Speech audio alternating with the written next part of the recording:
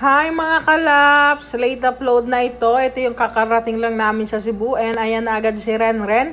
Hinihintay na ako sa may 7-Eleven. Nauna pa dumating sa may hotel namin.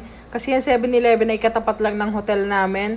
And usapan namin kakain kami sa labas. Kaya kahit gabi na, eto pa kami naglalakad at maghahanap ng kakainan namin. Hindi namin alam kung saan. Sinusundan lang namin si Renren kung saan siya pupunta. Gabi na naglalakad pa kami. Mga 11 na kami ng gabi nakakain. So ayan, hindi pa rin alam ni Renren kung saan kami pupunta. Basta naghahanap lang kami ng open pang kainan kasi nga late na.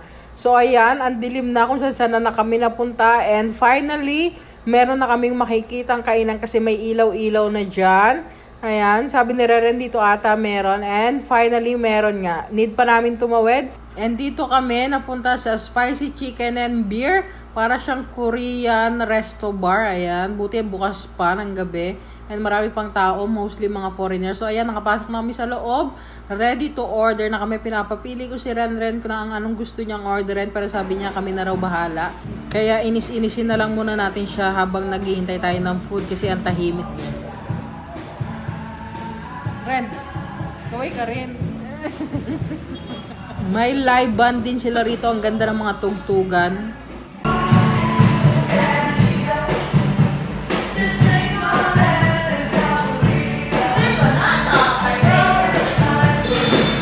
Diba? Ang ganda ng mga tugtog nila. So, ito na yung mga order namin. Korean fried chicken na pinahiwalay namin yung sauce para hindi kami maumay. Umorder din kami ng gulay na chop suey. And umorder din kami ng calamari as appetizer. Pero late dumating yung calamari. Mas nauna pa yung chop suey and chicken.